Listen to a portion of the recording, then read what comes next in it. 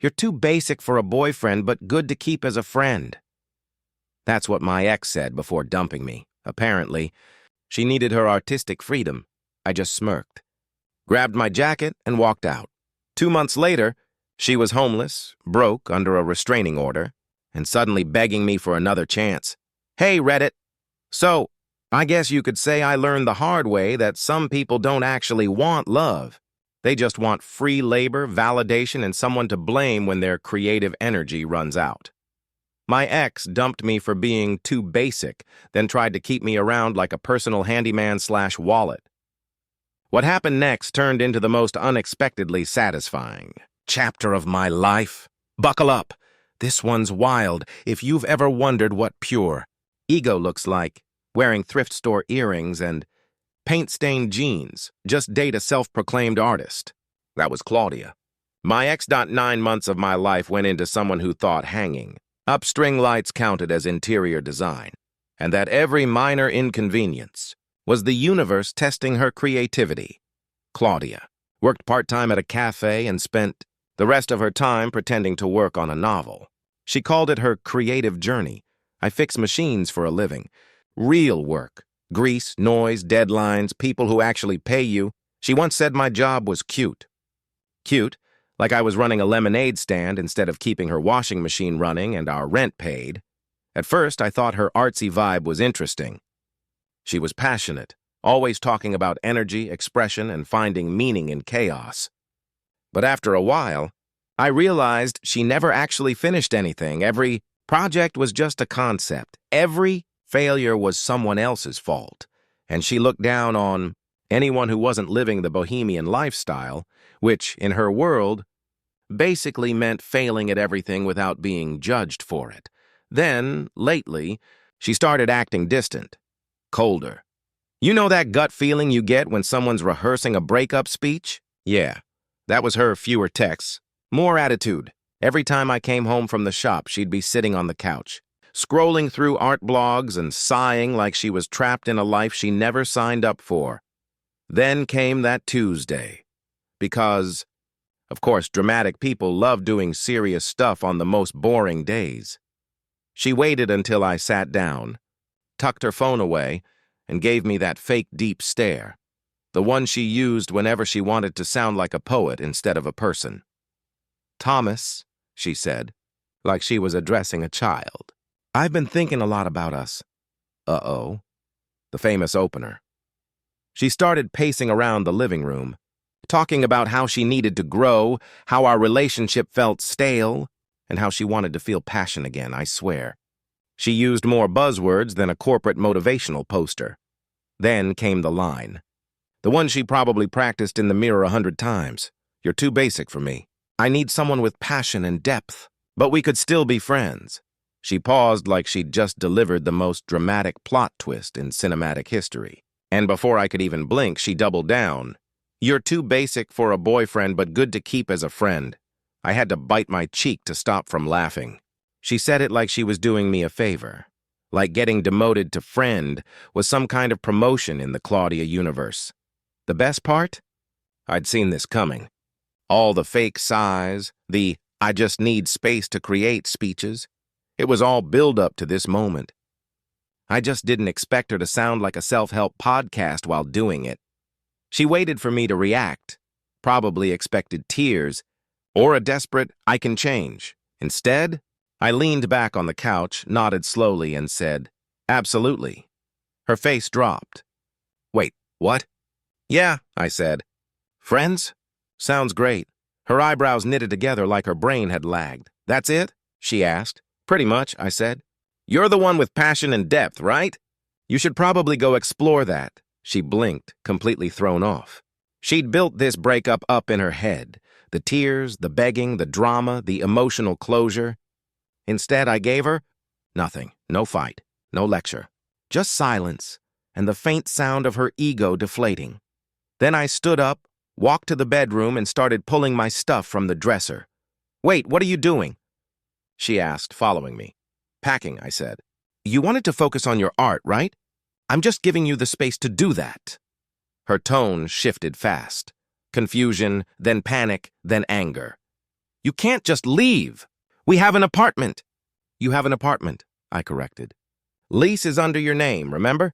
You said it made you feel independent. She froze. That detail hadn't aged well, but you can't just move out, she stammered, like there was some cosmic rule against it. I think I can, I said, calmly folding shirts. You're the creative one. Create a new roommate. She stared at me, trying to figure out if I was serious. That's when it hit me. She really thought I'd stay. She had planned this whole breakup thinking she'd keep me around as her emotional and financial support system, just without the actual relationship part. She thought she was breaking upward. When she realized I wasn't fighting, her voice softened. That fake sweet tone she used whenever she wanted to manipulate me. Thomas, come on. Don't be petty.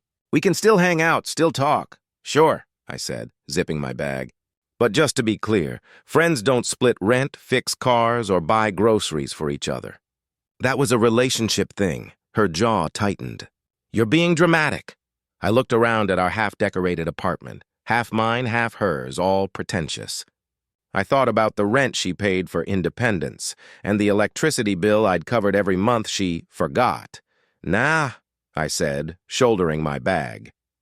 I'm just being basic. Then I grabbed my keys and walked out. Good thing I'd already lined up a month-to-month studio apartment a few blocks away. I'd seen this coming weeks ago. As I walked to my truck, I could practically feel the silence behind me, that thick, heavy air that follows someone who just realized they overplayed their hand. Claudia wanted freedom, independence, a life full of passion and depth. So I let her have it. Every single inch. Turns out silence hurts people like Claudia more than any insult ever could. The next morning, my phone was already buzzing before I even finished brushing my teeth. She probably expected me to come crawling back, holding flowers and begging for another chance to be in her personal art school drama. Instead, I was loading the last of my boxes into my truck, sipping coffee, feeling lighter than I had in months. My new apartment wasn't fancy, but it was mine. No candles that smelled like sadness. No glitter in the sink. No one sighing because I used a regular mug instead of a hand-thrown artisan vessel. The next day, the voicemail started piling up again. Same script, different tone. You're being unfair. You just left me with everything. You're overreacting, Thomas. Can we please talk? No, we could not. I didn't respond, not once. That silence started driving her nuts. Then came the next phase, the random errands phase. She texted me asking if I'd seen her charger, her mail, her extra blanket. Classic bait.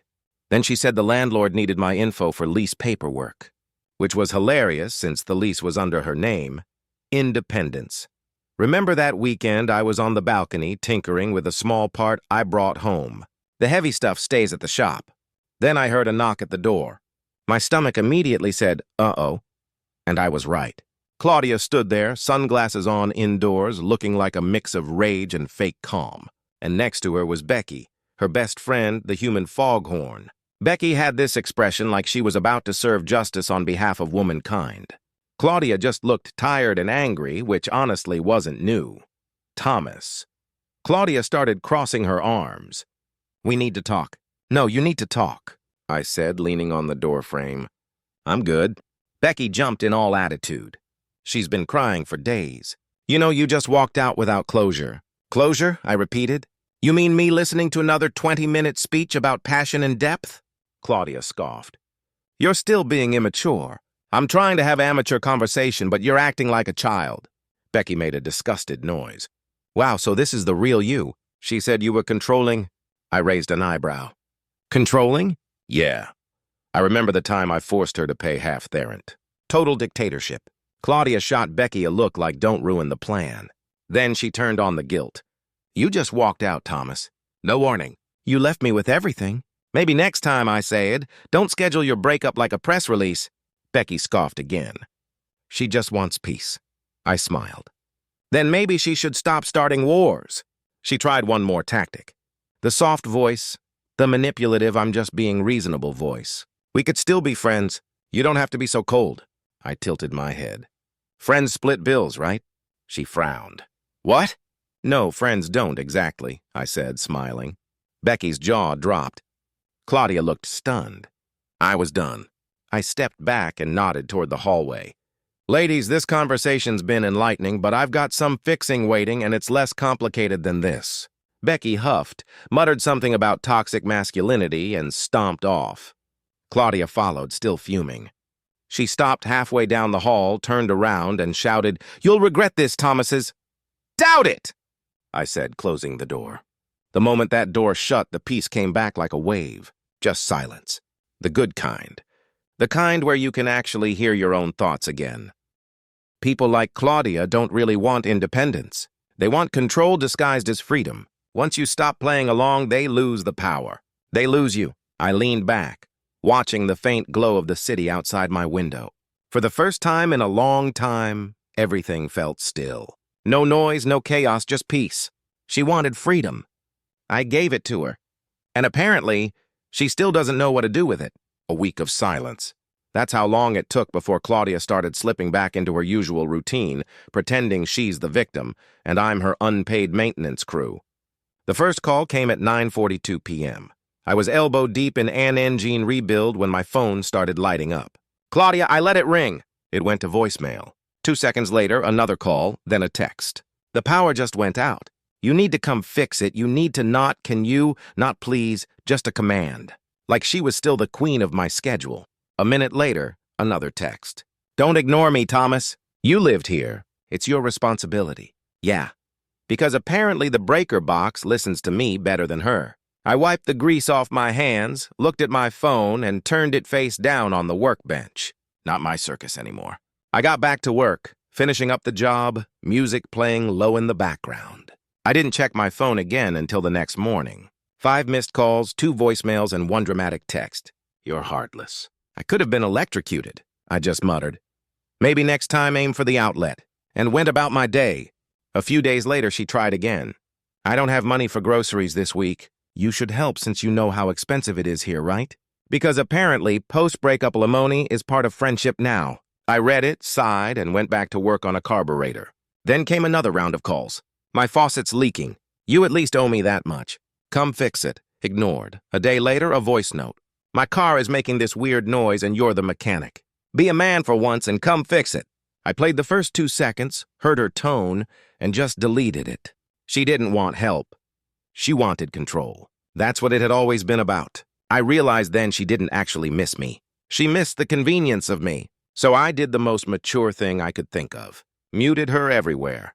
Calls still came through if I happened to be looking at the phone, but the notifications were gone and I didn't have to see her name pop up. No notifications. No middle-of-the-night drama about light bulbs, destiny, or whatever else she thought was broken that week. Just silence. And it drove her absolutely nuts. When you ignore someone like Claudia, it's like taking away their oxygen. I could almost picture her pacing the apartment, phone in hand, rehearsing new ways to get my attention. Honestly, she'd probably call it performance art. Meanwhile, I was doing great. Business was steady. I was sleeping better.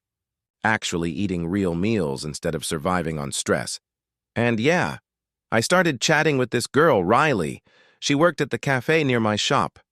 I wasn't trying to date her or anything. I just liked being around someone who didn't drain the air out of the room every time she spoke. Apparently, that alone was enough to send Claudia into orbit. It started with a text from an unknown number. Wow, already moving on. Didn't take a genius to figure out who it was. She'd probably borrowed someone's phone since I'd muted her. I ignored it. 10 minutes later, another one. "So this is who you are now? Replace me with some cafe girl?" That one actually made me laugh. I hadn't even told anyone about Riley, so clearly Claudia had been snooping around. My guess. Rose, our old neighbor, probably mentioned she'd seen me at the coffee shop once, and Claudia turned it into a full-blown conspiracy. Then came the voicemail. Full of that same manic energy I remembered all too well. "You're disgusting, Thomas. I can't believe you'd move on this fast. We just broke up. You clearly never cared about me. You just wanted the first girl who'd smile at you. I hope she realizes how fake you are." She ended it with a dramatic sniff, like she'd just wrapped up the sad scene of a movie.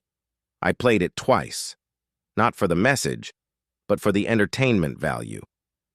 Then I deleted it and went right back to my day. The next morning, she escalated. I got a call from a mutual friend.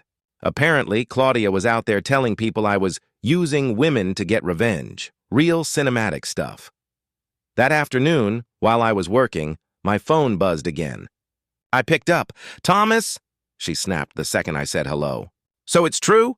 You're dating that coffee girl?" I sighed. "Claudia, I'm dating my peace of mind."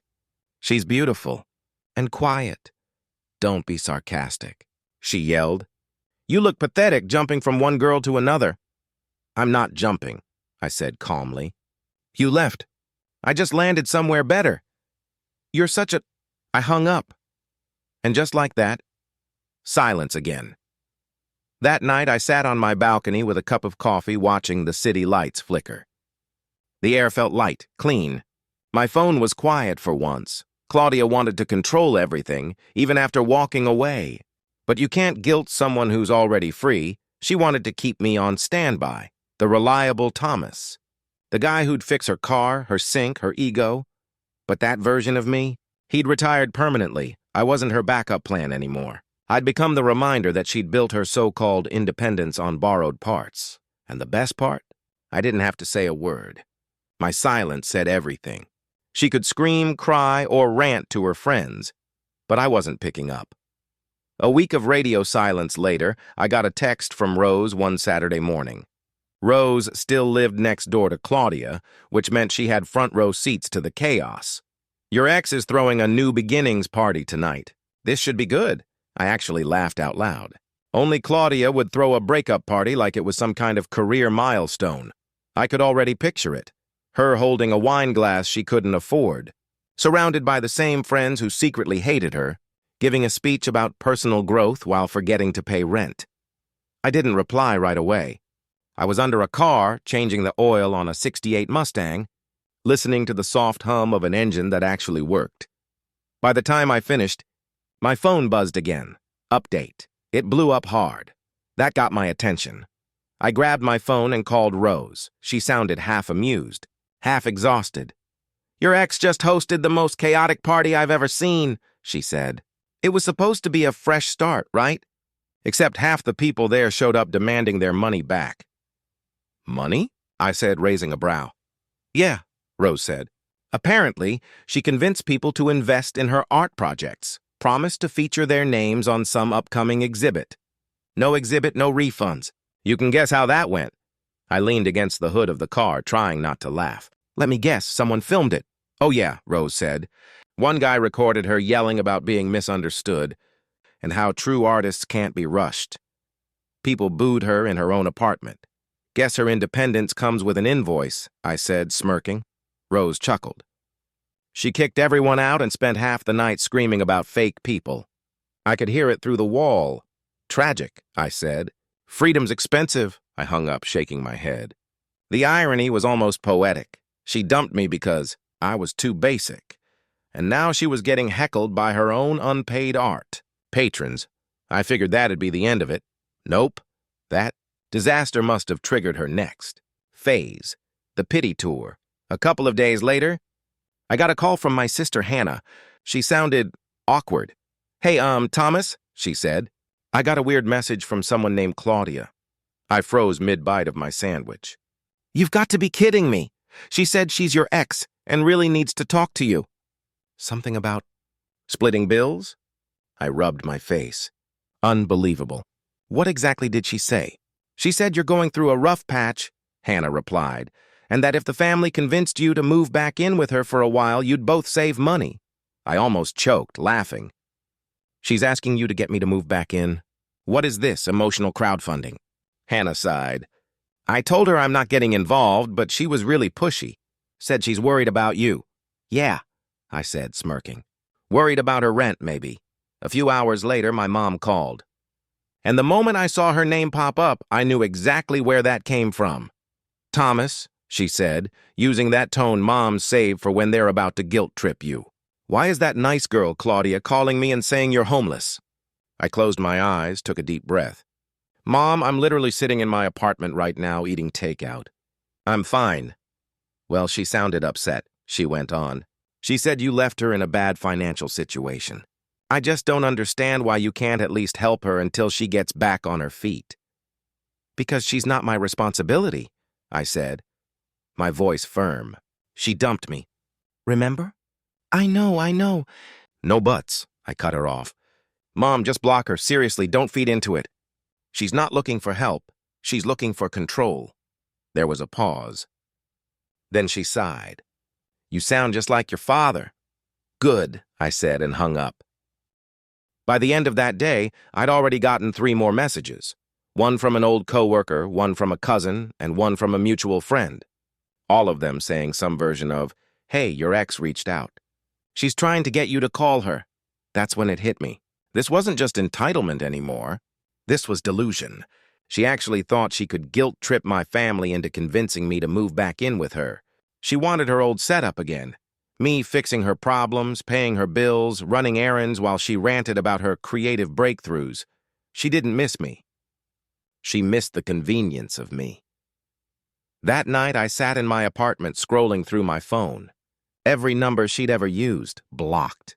Hers, her friend Becky's, even a few mutual contacts. I didn't bother blocking her socials, though. If she wanted to post nonsense, I'd rather see it. I just wasn't leaving any doors open for her to step through. I texted my sister again. If she contacts you again, just block her. Don't even respond, Hannah replied a minute later. Already did. She's insane. Then another text came in. Rose this time. Your ex just screamed at someone in the parking lot again. I think she's practicing for her next meltdown. I actually laughed out loud. She's getting good at it, I muttered to myself. Leaning back on the couch, I realized something. Claudia wasn't the kind of person who accepted consequences. She deflected them. Every bad decision was someone else's fault, and when she ran out of new people to blame, she started recycling old ones. But not this time. This time I wasn't playing her game. Let her call. Let her cry. Let her fake apologize to whoever would listen. She was learning the hard way that independence isn't about freedom. It's about standing on your own when there's no one left to fix things for. You. And if she thought dragging my family into it would somehow work, she was about to find out just how basic I could be when I stopped caring. After that stunt, I didn't hear from Claudia directly for a while, thank God. But Rose kept me updated from time to time, mostly out of pure disbelief. Claudia wasn't just crashing. She was doing it in style. A couple weeks later, Rose texted me, "You'll never guess who's living in your old apartment now." I replied, "The rats?" She sent back a laughing emoji and followed up with, "Nope. That photographer guy she used to work with when you were together, of course." I could practically picture it, the smug guy with the beanie and the camera strap around his neck, calling himself a visual storyteller. Claudia used to talk about him all the time, saying they shared creative energy, which was her polite way of saying she wanted him to admire her paintbrush collection. Anyway, now he was living with her. Rose said Claudia had been posting non-stop about their artistic collaboration, long captions about 2 souls creating beauty, chaos, and unfiltered connection. She even hashtagged it, art couple goals. I nearly dropped my wrench laughing.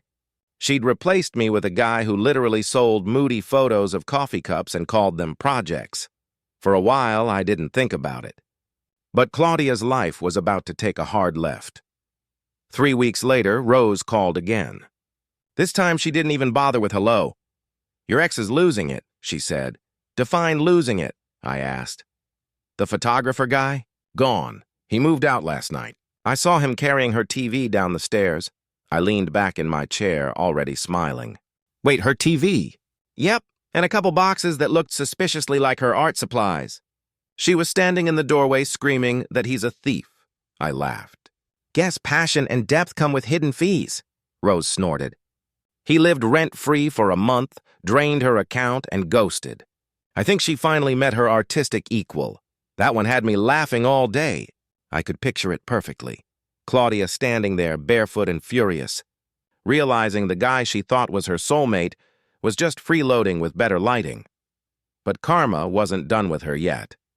A few days later, I was at the shop finishing up a tune-up for one of my regulars, Jeff, a talkative guy but always good for a laugh. He came in grinning, holding up his phone like he had breaking news. "Dude, isn't this your ex?" he said, showing me the screen. It was Claudia's art page. A familiar painting, big, messy brushstrokes she once claimed represented the conflict between reality and perception. Except right under it were two side-by-side images. One was hers. The other was the exact same painting, uploaded 3 years earlier by another artist. I stared at it for a second, then burst out laughing. "No way." "Oh yeah," Jeff said, scrolling through the comments. Apparently, she copied some small-time artist from New York. The internet caught it fast. It's all over her comment section. I leaned over the counter, reading aloud. "This is literally stolen. Fake artist alert. You didn't even bother to flip it. Guess the only original thing about you is the audacity." Claudia had turned off comments eventually, but it was already too late. Screenshots had spread everywhere. Jeff shook his head, still grinning. "Man," I just laughed again. "Guess the universe really does have a sense of humor." "That's rough," Jeff said. "Not really," I chuckled. "That's called performance art, the downfall of a fake creative." By the next day, Claudia's online presence had gone dark. Rose told me she'd deleted half her posts and made her account private. The same people who used to hype her up for being authentic were now roasting her for being a fraud. Apparently, she'd even lost a few paid commissions. Folks who had already sent deposits were now demanding refunds. Some even threatened to take her to small claims court. Rose said she could hear Claudia arguing on the phone late at night, ranting about jealous haters and toxic people trying to destroy her art career. Classic Claudia, never her fault. Meanwhile, the photographer guy had resurfaced online, posting vague captions like, "Real recognize real, and some people just steal because they have no soul," which, coming from the guy who literally stole her TV, was honestly poetic justice. I didn't reach out. Didn't need to. Watching her implode from a distance was better than any revenge plan I could have come up with. By week's end, Rose texted me one last update. She's selling her stuff online. Says she's simplifying her life. Translation, she's broke, I replied. Maybe she'll finally find that depth she keeps talking about and in debt. That night, I went home, grabbed a beer from the fridge, and leaned back on my couch. My phone buzzed once, a random notification from social media. Someone had tagged me in a comment under one of Claudia's old posts. It was a meme. It said, "When you leave a mechanic for a poet and end up with neither." I laughed so hard I almost spilled my drink. That was the thing about people like her.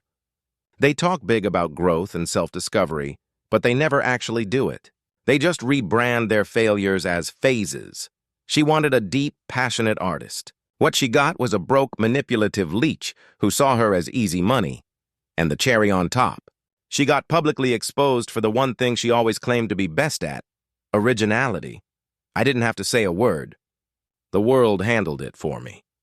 As I shut off my phone and leaned back, I couldn't help but grin.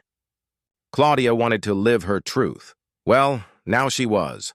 Loud, messy, and unpaid. And me? I was living mine, quiet, steady, and free. That peace lasted about 3 weeks. Then Claudia found a new hobby, desperation. It started with a single call.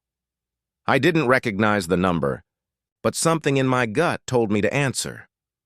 "Thomas?" a shaky voice said. Of course it was her. I didn't say anything at first, just waited. I didn't know who else to call," she continued. "I'm behind on rent. My account's overdrawn. I just need help, Thomas. Just until I find a new roommate." Her voice cracked. That same fake, sincere tone she used whenever she wanted something. The same tone she used to skip bills or convince me to believe in her vision. I leaned back in my chair. "Claudia, we're not together.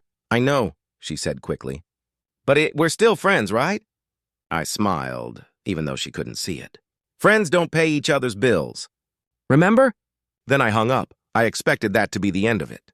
A mature person would have taken the hint, accepted defeat, and moved on. But Claudia and maturity? They'd never even been on speaking terms. A few hours later, my phone started blowing up. Texts, notifications, mentions, all at once. Claudia had taken her meltdown public. She'd posted this long, dramatic wall of text on Facebook. Something like, "It's so sad when you give your whole heart to someone and they turn out to be a controlling narcissist. I'm finally speaking my truth. He left me with nothing and even took things that were mine when he moved out." She didn't tag me, but everyone knew who she was talking about. The comments were full of sympathy from people who didn't know the story. "You're so strong." Stay away from toxic men. It was impressive, honestly. She'd rewritten the entire history of our relationship like it was a bad Netflix drama. 15 minutes later, a mutual friend, Chris, DM'd me. "Dude, she's losing it on Facebook. You might want to see this before it spreads." I opened the post and read it twice. Just to make sure I wasn't hallucinating, she was claiming I was emotionally abusive, controlling, and that I'd stolen her deposit money. Yeah, the same deposit I'd entirely paid for when we moved in. I took a deep breath. No anger, just amusement. She really thought she could rewrite reality. So I did what I do best. I documented everything. Screenshots of her post, timestamps, comments, all of it. Then I went through my email, pulling receipts, rent payments, bills, the security deposit transaction, even text logs where she'd begged for money after we broke up. By the time I was done, I had a digital mountain of evidence. Then, I messaged her once, short and simple. "Delete that post before you make this worse." She read it immediately and replied exactly how I expected. "You can't threaten me anymore. You're a narcissist. Everyone sees it now. Threaten? Please." If silence were a weapon, she'd already lost that war months ago. I didn't reply. I just waited. A few hours later, she doubled down with another post, even more dramatic than the first. This time, she said I'd used her financially, gaslighted her creativity, and undermined her artistic journey. She really tried to make it sound poetic, like trauma with a paintbrush. The problem? She forgot the internet loves receipts more than sob stories, so I gave them some. No rant, no insults, just one clean, calm comment under her post. "Lease under your name. Receipts for every bill I paid. Screenshots of you asking me for money.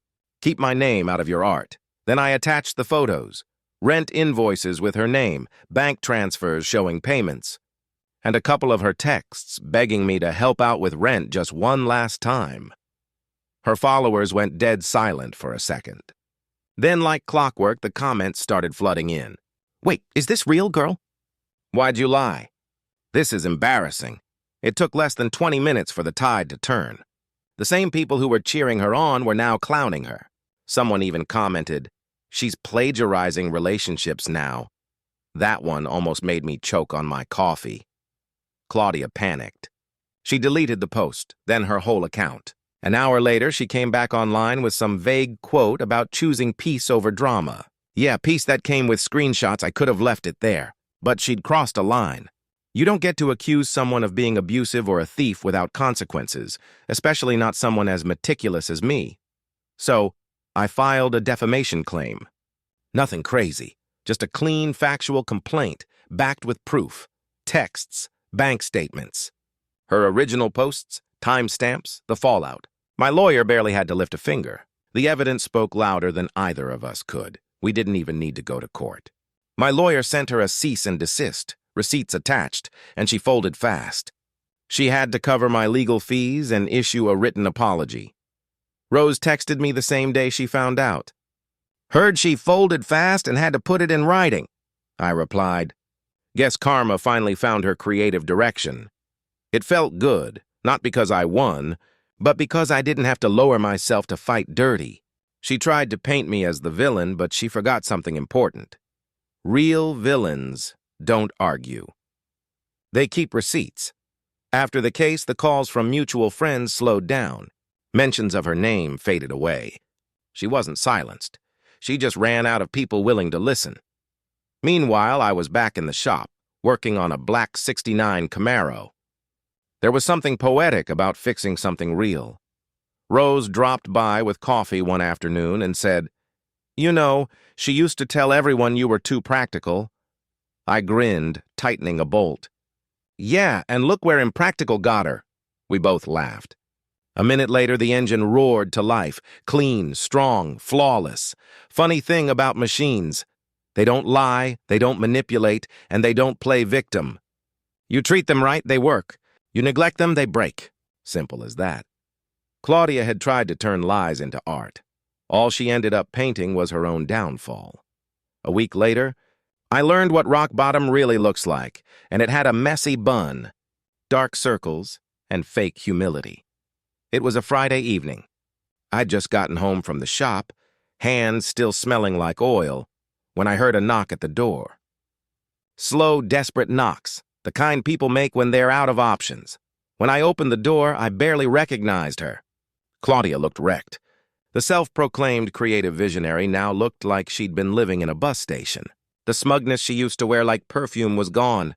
"Thomas," she whispered, voice cracking. "Can I come in?" "I didn't move." "Why? I don't know where else to go," she said, eyes darting to the floor. "Please." She stood there shivering, holding a torn tote bag like a shield. I sighed, stepped aside, and let her in. Not out of sympathy, out of curiosity. Inside, she just stood there, staring around my small, clean apartment like it was a different planet. "Then the waterworks started. I messed everything up," she said, tears welling. "I got evicted. I owe court fees. My parents won't take me back. They said they're done supporting my lifestyle. I've been sleeping on couches for 2 weeks. I don't know what to do." She sat down at my kitchen table, head in her hands. "I didn't mean for it to go that far. I just wanted people to take me seriously. I thought I could make it work, you know? Fake it until the lawsuit," I interrupted. Her face crumbled. "Thomas, please don't do this. I'm not that person anymore." She stood up and walked closer. "I miss you, Thomas. I miss my boyfriend. I miss feeling safe. Can't we just try again?" "No," I said. Plain and simple. Her eyes widened. "That's it? Just no?" "That's it," I said. "You don't miss me, Claudia. You miss stability. You miss having someone to fix your problems while you break everything else." She didn't say another word. She just turned and left. A week later, I walked down to my parking spot early in the morning and froze. My motorbike, my pride and joy, my restored triumph, had been keyed down both sides. Tires slashed. Mirrors cracked. I didn't need to guess who did it. But I checked the security footage anyway. Sure enough, Claudia, hoodie, cheap sunglasses, crouched beside my bike. Timestamp 3:42 a.m. I just stood there shaking my head. Not angry, just disappointed. She'd gone from delusional to pathetic. Later that day, I drove to the station. The officer at the counter was filling out forms when I walked up. I filed for a restraining order. A week later, it was approved. She couldn't come near me, my shop, or my home, Rose texted when she found out. "She's telling people you're haunting her dreams." "Congrats. You're officially her ghost," I replied. "Best haunting I've ever done." After that, things finally went quiet. For good. No more calls. No more messages. No drama bleeding into my life. Just quiet. The kind you earn, not the kind that happens because you're alone. Claudia wanted freedom. She got it. Full dose. No safety net. And me? I got peace. The real kind. The kind you don't have to post about or prove to anyone. Engines make sense. You give them care, they run. You ignore them, they stall. People like Claudia. They never learn that part, so I stopped trying to fix what didn't want fixing, and I never looked back. YouTube just dropped this new hype feature. If you're hooked on this story, smash that hype button. It tells YouTube this video deserves to blow up, and it keeps even crazier stories coming your way.